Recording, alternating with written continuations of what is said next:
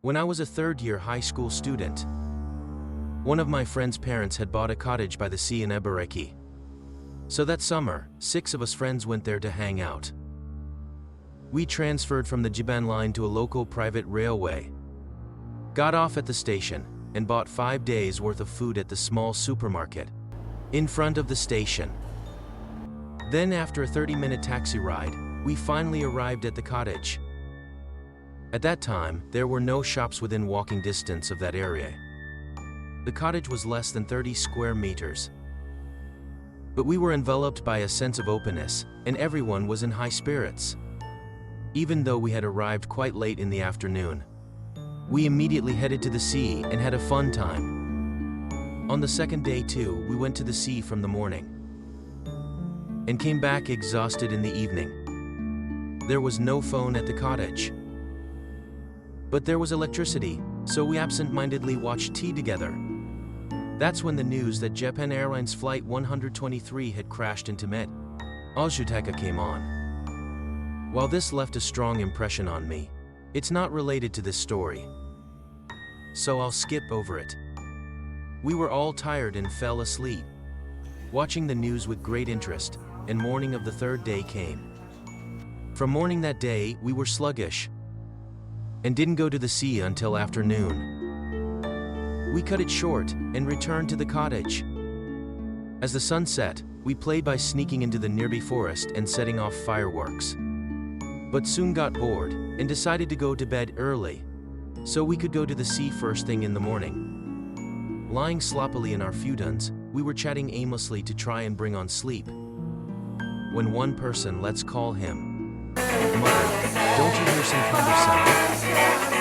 "There's no sound," 2 or 3 people denied, but insisted he heard something. Before long, another person, let's call him Guy, started saying, "I hear it. There's a sound outside. It's like something sliding over the grass," he said. The rest of us told him not to freak us out, even as we strained our ears to listen. The area was enveloped in stillness. "I hear it now." "Definitely," someone murmured softly. At this point, I didn't hear anything. I could just faintly hear the sound of the wind rustling the grass and trees. "Can you still hear it?" I asked no one in particular. "I hear it," came the reply. Just then, a dull knock-like sound could be heard from the direction of the door or around there. Since we all startled and sat up, everyone must have heard it. "Hey, the door's locked, right?" The guy sleeping near the door hurriedly checked. "It's locked," came a somewhat relieved sigh. There had been a question of whether it might be a burglar. We had all probably thought something similar. The guy whose family owned the cottage, let's call him, he came out with a stick or something.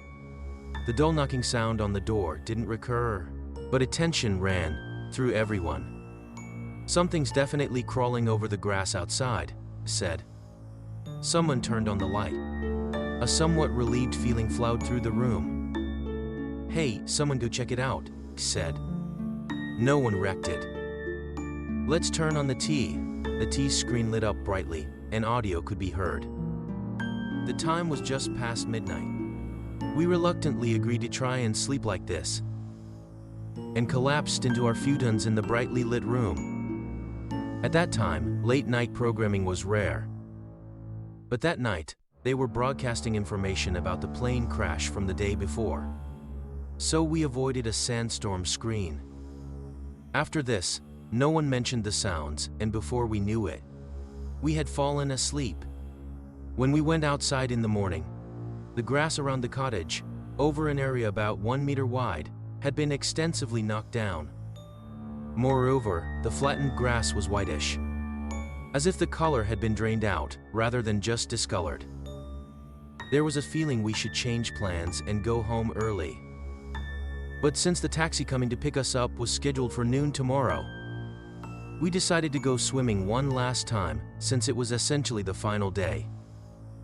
As mentioned before, there was no phone, and mobile phones didn't exist at that time. So in order to contact someone, we had no choice but to walk for nearly an hour to the shop. But if we had obediently gone straight home, then we might have avoided the terror that followed. Unfortunately, there were rather a lot of clouds that day, but when we went to the sea, we completely forgot about the night before and enjoyed sunbathing during the occasional glimpses of sunlight and swimming in the seawater until 5 a.m. in the evening. When we returned to the cottage, we neatly cleaned up the food, except what we would need for breakfast the next morning. Eventually the sun set, and we played with the fireworks we had left. But everyone was quite tired, so although it was rather early, we decided it was about time to turn in. We took turns bathing, laid out the futons, and flopped down. Of course we left the lights on. And even though nothing particularly interesting was on, we left the tea on as well. While we were chatting idly and about to drift off to sleep, suddenly, the lights went out. The cottage lighting was incandescent bulbs rather than fluorescent, so it wasn't odd for a bulb to burn out. But the two bulbs, spaced apart, went out simultaneously. "Ah!" voices rose at the same time. However, the tea was still on, so we didn't feel too uneasy. We tried flipping the switch on and off, but the lights wouldn't come back on. Are there no spare bulbs? No. We should have bought some. Too little, too late. The tea shone brightly alone in the dark room. For some reason, everyone fell silent. He muttered. "I hear it again." When I strained my ears to listen, this time I definitely heard it. An intermittent sound, like something sliding over the grass or rolling over it. "Turn up the tea volume," came the instruction. The tea sound grew louder, but for some reason the sound could be heard clearly. It wasn't human. We all surely felt the same way. To make matters worse, the tea broadcast ended. Unlike today, late-night programming didn't exist back then. The tea screen became a sandstorm, and the audio changed to a monotonous buzz. That sound only increased the eerie feeling, and in the end, we turned it off completely. The inexplicable sound from outside did not cease. Then suddenly again, a dull sound rang out, this time from under the floor. Moreover, this time it wasn't just once, but sounded at irregular intervals. Suddenly he stood up, without a word, and rushed outside. "Hey, where are you going?" "You shouldn't." Voices called out one after another, but he didn't look back and went outside. The sound of the door closing reverberated hollowly. Time steadily trickled by. He did not come back. Maybe someone should go check. At that time, the sound had stopped. Only the faint sound of wind could be heard. An indescribable fear gripped us. "Don't screw with us," he spat out, then went outside, gripping a stick and flashlight. He and 2 others followed after him. I was left to tend to with one other person. His shout sounded from outside. "What happened?" I thought, and leaving his care to the other person, I tried to go outside. When I opened the door, he had come back. His face was pale. "What happened?" Without answering, he slumped down right where he stood. I couldn't stand it, and rushed outside. After running several meters, I involuntarily cried out. Tiny humans, little people about 20-30 cm tall, were dragging something like a mountain cart. The little people were dragging something black over the grass. An eerie sight. Silently dragging something black and flattening the grass, which made disturbing noises. When I realized the black thing was a countless, massive insect carcasses, my consciousness faded. The next morning when I came to, I was sitting, propped against the outside wall of the cottage. He was at the entrance to the cottage. Ku was in the clump of grass right next to him. The 2 others who had chased after Ku were sitting there next to K. The last person who had tended was inside the cottage. However, it was gone. The 5 of us who had somehow regained our composure began searching around the cottage for he. We must have searched for 30 minutes. But he couldn't be found.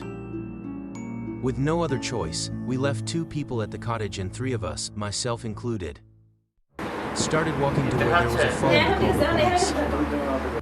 Passing by the forest, I heard some kind of rustling sound. Could it be? I thought, and went to look, and sure enough it was there. Was single-mindedly stacking rocks. Anyway, we were able to go home. When I listened to his story afterwards, while playing in the forest, he had kicked over and collapsed rocks that had been stacked up on a lark. He said until we called out to him, had not been in his right mind. When he came to, he was stacking the rocks he had collapsed. Nothing more could be gotten out of after that. Is still alive today, but apparently hardly interacts with people now. His personality has become the complete opposite of how he used to be. Had undone the seal of the forest?